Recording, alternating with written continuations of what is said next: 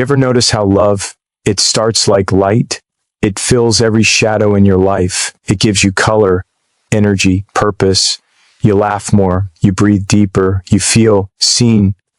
But sometimes that same light starts to burn. It gets heavier. The laughter turns into silence. The warmth starts feeling like fire. And suddenly love, the thing that was supposed to heal, starts to hurt.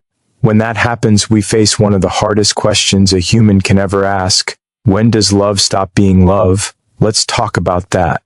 Not to lose faith in love, but to understand how to protect it and ourselves. You know, we're taught early that love is supposed to hurt a little. Movies tell us that. Songs tell us that. The world tells us that if it doesn't ache, if it doesn't test us, if we don't cry a few times along the way, then it's not real. But that's not love. That's conditioning. That's confusion dressed as devotion. Pain isn't always proof of love. Sometimes it's proof that something is wrong, that what once healed is now cutting deep.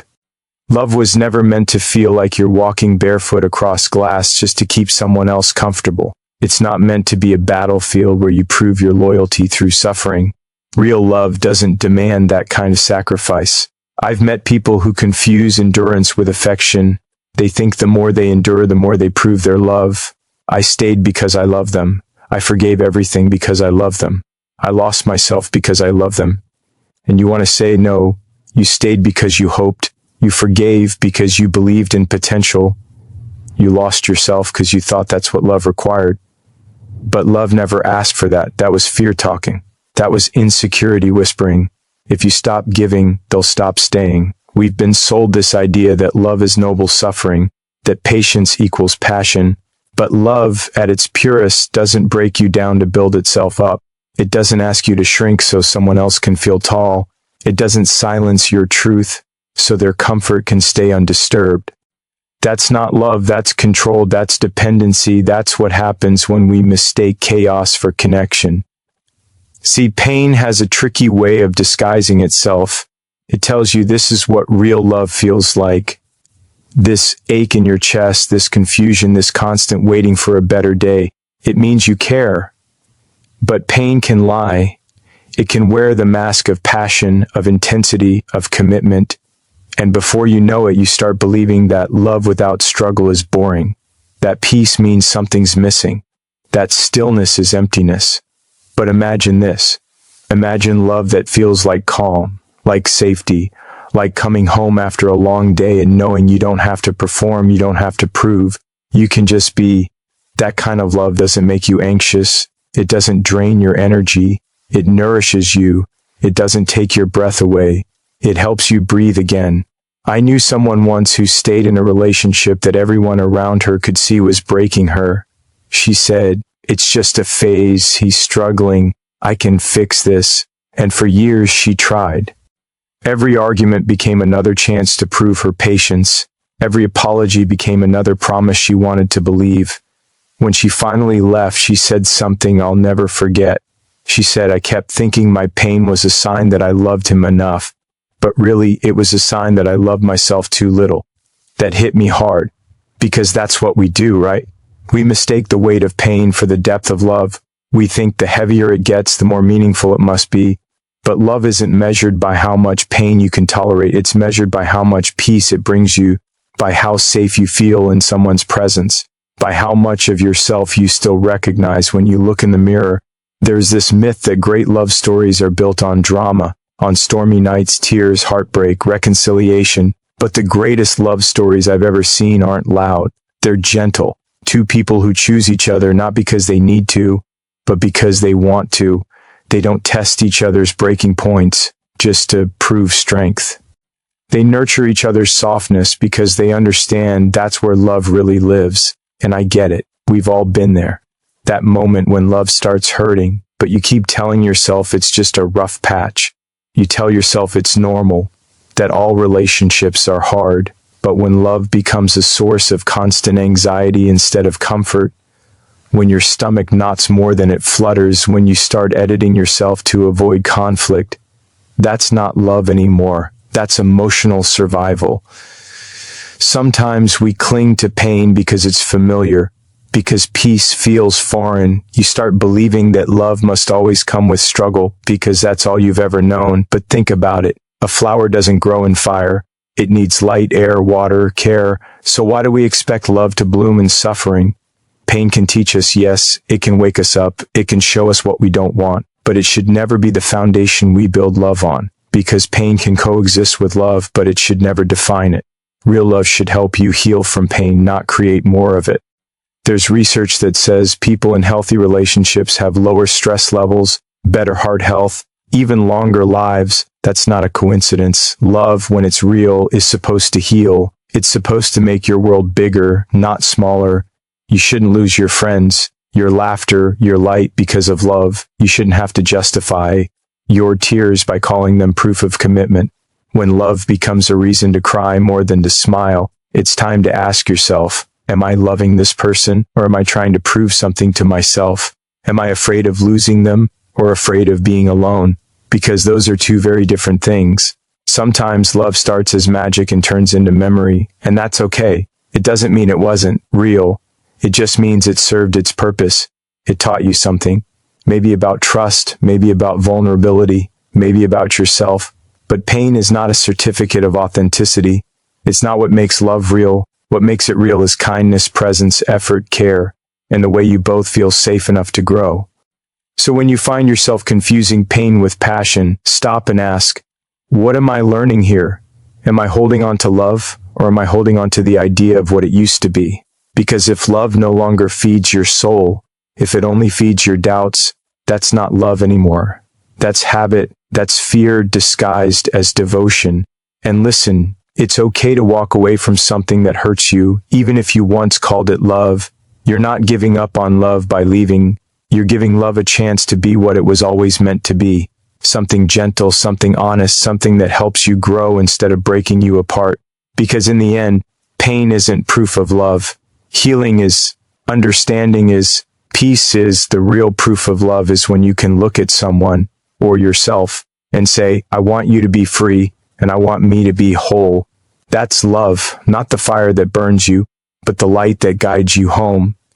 You know, sometimes it's not the yelling that breaks you, it's the silence. It's the moments when the person you love most walks right past you like you're made of air. When you reach out and they don't reach back. When you speak and it feels like your words vanish before they even leave your lips. That's the kind of pain people don't talk about enough. The kind that doesn't leave bruises but somehow hurts deeper than anything you can see. Emotional neglect. It's quiet, subtle, but it leaves cracks in your heart that take years to notice and even longer to heal. People think love ends with an argument or betrayal or some big explosion of emotion. But a lot of the time, love doesn't die with a bang. It fades slowly, like a song that keeps playing but you can't hear the melody anymore. You still show up, you still do the things.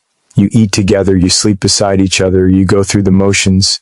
But inside there's a distance, a coldness, a silence that grows until it's the only thing you can feel. Emotional neglect doesn't look dramatic. It looks like someone saying, I'm fine, when they're breaking inside because they already know no one's really listening. It's a partner who scrolls through their phone while you're trying to share your day. It's the absence of curiosity about your dreams, your fears, your world. It's the slow erosion of connection. The little things that used to say, I see you, replaced by nothing at all, and that nothing can be devastating. Because when you love someone, you want to feel seen. You want to feel like your existence matters in their world. You want your emotions to have weight, your words to have a place to land. But when you keep reaching out and there's no response, it's like shouting into a canyon that never echoes back. Eventually you stop shouting, you stop trying. And that's when love really starts to die. I remember hearing about a woman who said she felt more alone in her marriage than she ever did when she was single. Not because her husband didn't love her. He said the words, he provided, he stayed.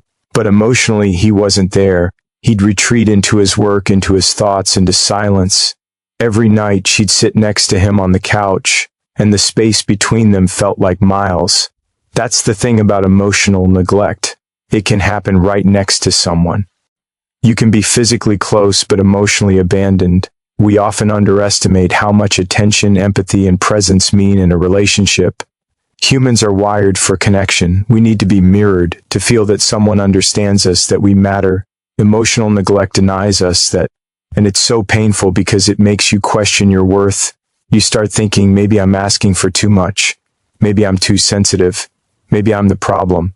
You begin to dim yourself, trying to become smaller so you don't feel the rejection so sharply. And yet deep down, you know something's missing.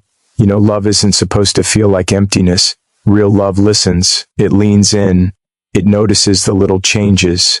The way your tone softens when you're tired. The way your eyes shift when you're hiding pain. Love doesn't just hear you. It understands you, even when you can't find the right words. What makes emotional neglect so cruel is that it's invisible from the outside. People see you together and think everything's fine. There are no visible scars. But inside you feel hollow. There's this quiet grief that you carry alone because you can't explain why you're hurting. It's not about what's being done to you. It's about what's not being done at all. The lack of affection, the missing kindness, the absence of being known. It's a void, and it swallows you a little more every day. Studies have shown that emotional neglect in relationships activates the same parts of the brain that respond to physical pain. Think about that. Your brain processes being ignored the same way it processes being hit. That's how deeply connection is wired into us. When love turns indifferent, our bodies feel it, our minds feel it. We literally ache for acknowledgement. And the hardest part is, people who neglect you emotionally often don't even realize they're doing it. Maybe they were raised in homes where emotions were a weakness. Maybe they never learned how to express care beyond the practical. So they think showing up physically is enough, but presence without attention isn't presence at all. Being in the same room means nothing if your heart's somewhere else. What emotional neglect teaches you, though, is awareness. It forces you to recognize that love isn't about grand gestures or perfect words. It's about consistency. It's about checking in when someone grows quiet. It's about remembering how they take their coffee, noticing when their laugh doesn't sound the same, or asking, "Are you okay?" and meaning it. It's about being there not just in the moments that mattered to you, but in the moments that matter to them. You learn that emotional intimacy is built in the smallest, simplest ways. Through listening, through softness, through presence, through saying, "I see you," and proving it. And if you've ever been on the receiving end of emotional neglect, I want you to know, your feelings are valid. You're not needy for wanting connection. You're not weak for craving attention. You're human. Every heart deserves to be acknowledged. Every soul deserves to be understood. When you've lived through neglect, you become a quiet expert at reading the room, at sensing people's moods before they say a word. You learn to adapt, to fill the silence with your own effort. But love shouldn't feel one-sided. You shouldn't have to carry all the emotional weight just to keep something alive. Because love, real love, is mutual recognition. It's two people looking at each other and saying, "I choose to see you." And I think one of the bravest things you can do is stop accepting emotional neglect as normal, to stop confusing absence with peace. Because silence doesn't always mean calm. Sometimes it means disconnection. Sometimes it means your heart is starving while your body pretends everything's fine. So if you find yourself in that silence, if you feel unseen, unappreciated, unheard, start by seeing yourself again. Speak your truth, even if it trembles. Say, "I need more," because you do, because you're allowed to, because your emotions are not too much. They're a reflection of your capacity to love deeply, to care deeply, to feel fully. And maybe the person on the other side will wake up. Maybe they'll realize what they've been missing. Or maybe they won't. But either way, you'll have honored your own heart. You'll have chosen to step out of the emptiness and into truth. Because emotional neglect may be quiet, but its echo is loud. It can shape the way you see love, the way you see yourself. But it doesn't have to define you. It can be the thing that teaches you to never ignore your own needs again. And one day you'll find a connection that listens, really listens, one that makes you feel safe in your vulnerability, one where silence isn't absence, it's peace, where being seen doesn't take effort, where you don't have to prove your worth because it's already understood. That's when you'll realize love was never supposed to hurt through silence. It was supposed to speak, even when no words are said. You know, people talk about love like it's supposed to be this endless giving, Like the more you give, the more pure it is. Like the best kind of love means losing yourself in someone else, blending into them until you don't know where you end and they begin. It sounds romantic, doesn't it? Two souls becoming one, but somewhere along the way we stop realizing that even when two souls touch, they still need their own space to breathe. Because love without boundaries isn't love, it's surrender. The truth is, boundaries are the quiet backbone of real love. They're not walls, they're not barriers, they're honesty. They're the lines that say, this is who I am, this is what I need to stay whole. Without those lines, love turns into something else. It becomes dependency, it becomes sacrifice without purpose. It becomes a slow unraveling of yourself in the name of keeping someone else comfortable. So many people believe that if you really love someone, you'll give them everything. You'll give them your time, your energy, your peace, your dreams, all of it. They think that's devotion, but devotion without self-respect isn't love, it's disappearance. And the more you disappear, the more love loses its meaning. Because love can't exist where one person stops being themselves. It's supposed to be two whole people choosing each other, not one whole person and one shadow. I've seen people stay in relationships where they say yes to everything, every demand, every mood, every unspoken expectation, just to avoid conflict.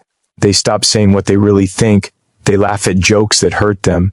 They pretend to be okay when they're not. They call it compromise, but it's not. It's surrender. And the worst part, they don't even notice when it starts. It happens quietly, like a slow erosion. You give up little pieces of yourself to keep the peace, until one day you look in the mirror and realize you don't recognize who you've become. We think that if we just love harder, the other person will see us, appreciate us, maybe even change. But love doesn't fix what boundaries are meant to protect. When you remove your boundaries, you're not teaching the other person how to love you. You're teaching them that you'll accept being unseen. And over time, that acceptance becomes the death of authenticity. Boundaries aren't selfish, they're sacred. They're how we protect the space where love actually grows. Because without them, there's no respect, no balance, no safety. It's like a garden with no fence. Anyone can trample it, even unintentionally. The beauty can't last if it's not cared for, if it's not given structure. There's a story I once heard about two candles burning side by side. At first, their flames flicker close, almost touching. But when one candle leans too far, its flame consumes the other. Both go out. That's what happens when love doesn't honor boundaries. It burns too hot, too close, until there's nothing left to sustain it. True love doesn't want to consume. It wants to coexist. We live in a world that glorifies selflessness and love. The idea that if you truly care, you'll put the other person first, always. But when you do that long enough, you start to disappear behind your kindness.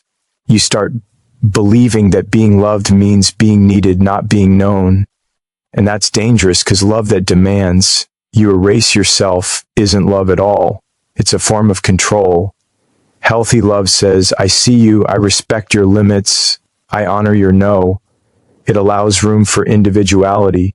It welcomes honesty even when it's uncomfortable.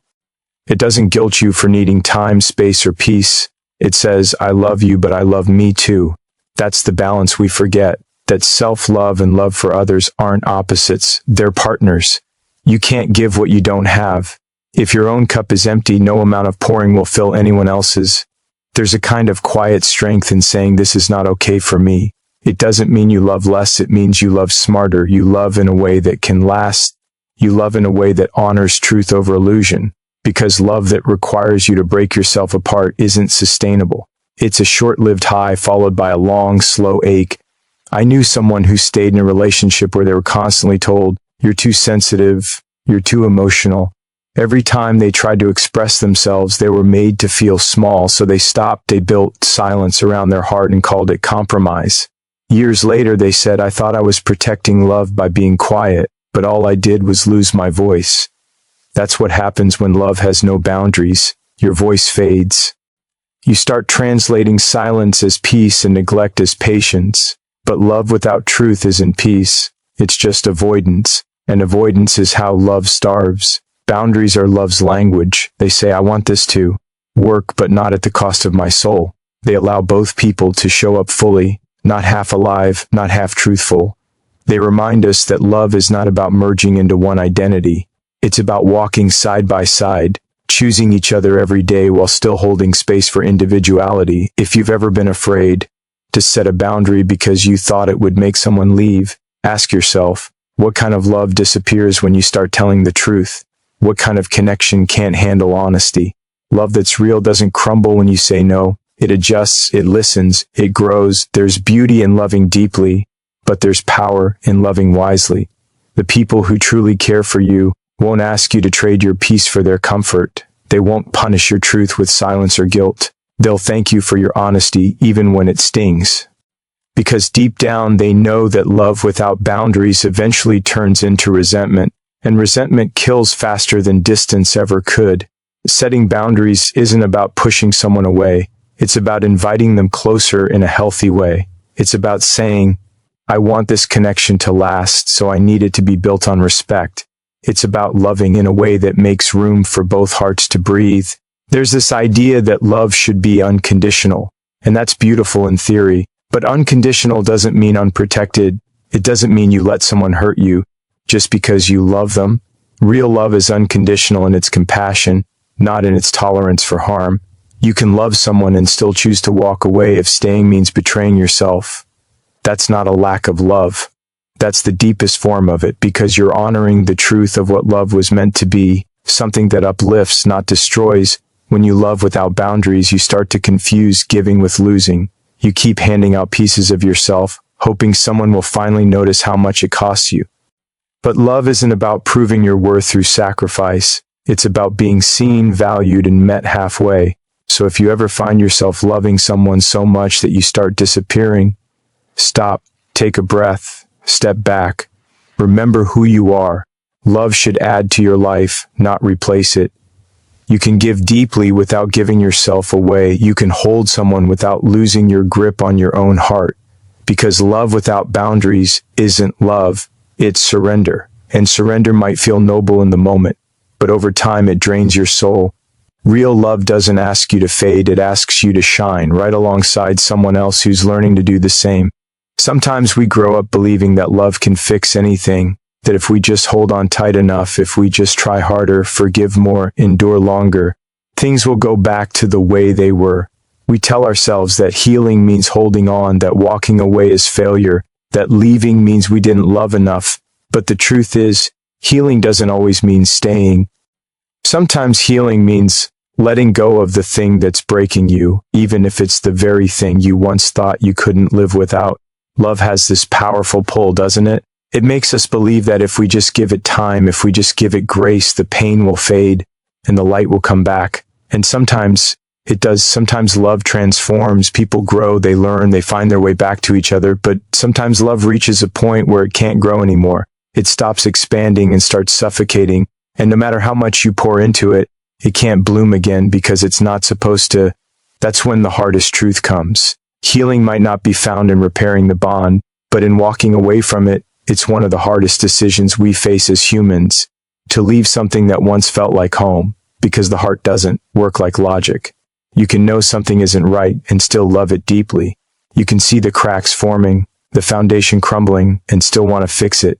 That's what makes love both beautiful and dangerous. It teaches you hope, even when it hurts. But there comes a point where you have to ask yourself, is this love helping me grow, or is it keeping me stuck in a cycle of pain? Healing is about growth. It's about becoming more of yourself, not less. If you have to silence your voice, hide your truth, or dim your light just to keep love alive, that's not healing, that's survival. And love isn't supposed to feel like survival. It's supposed to be life-giving. It's supposed to breathe energy into you, not drain it from you. I once knew a man who said, I stayed because I wanted to prove love could conquer anything. But he looked tired. You could see it in his eyes. The weight of trying to fix something that didn't want to be fixed. He kept patching over the same holes, apologizing for things he didn't do, and pretending he wasn't slowly breaking. One day he said, I realized I wasn't trying to save love anymore. I was trying to save my memory of what love used to be. That's what we do sometimes. We fight for the idea of what something was instead of seeing what it's become. Healing means facing that reality. It means recognizing when something has reached its natural end. It's not about blame or failure. It's about truth. People change. Life changes. Sometimes the person you fell in love with isn't the person standing in front of you anymore. And maybe you've changed too. Maybe you've grown in ways that no longer fit together. That doesn't erase what was beautiful. It just means it's time to honor what was and release what no longer is. The world doesn't teach us how to leave with grace. We're taught to fight for everything. We're told that quitting means weakness, but leaving isn't quitting. It's choosing yourself. It's choosing peace over chaos, clarity over confusion. It's saying, I love you, but I can't keep losing myself trying to hold on to you. That's not selfish, that's sacred. There's a kind of love that's so strong it burns. You think that intensity is proof that it's real. You mistake the fire for passion when really it's destruction. Healing sometimes means walking away from the fire before it consumes you completely. It means choosing to save yourself even when every part of you wants to turn back and try one more time. People often stay because they're afraid of regret. They think, what if I leave and they change? What if I walk away and it finally gets better? That's the trick the heart plays. It keeps you hoping for a version of the story that may never come. But healing requires courage. It asks you to trust that even if you don't see what's next, even if it hurts now, peace will come later. You just have to make space for it. There's a story I remember about two trees that grew so close together their roots became tangled. For years they shared the same patch of soil, feeding from the same ground. But as time went on, their roots became so tight that neither could grow. They began to wither, fighting each other for the same light. When they were finally separated and given room to breathe, they both began to thrive again, still close, still connected, but finally free. Love can be like that. Sometimes we have to step away from what's familiar to grow into who we're meant to become. Leaving doesn't mean you stop loving. It just means you've learned to love differently. Maybe from a distance, maybe in silence, maybe in gratitude for what it taught you. Healing isn't about erasing the past, it's about making peace with it. It's looking back and saying, that was beautiful, that was real, but it's not my forever. And yes, it hurts. It hurts in a way that words can't soften. Because you're not just losing a person, you're losing the version of yourself that existed with them. You're saying goodbye to the plans, the dreams, the shared laughter, but you're also saying hello to something else. Freedom, self-trust, wholeness. Healing after leaving isn't easy. There will be days when you miss them so much it feels like a physical ache. There will be moments when a song, a smell, a memory will bring it all rushing back. You'll wonder if you made the right choice, but little by little, you'll start breathing easier. The silence that once scared you will start to feel peaceful. The space that once felt empty will start to fill with possibility. And one day you'll wake up and realize that healing didn't mean forgetting them. It meant remembering yourself. It meant rediscovering the parts of you that got lost in loving someone else too hard.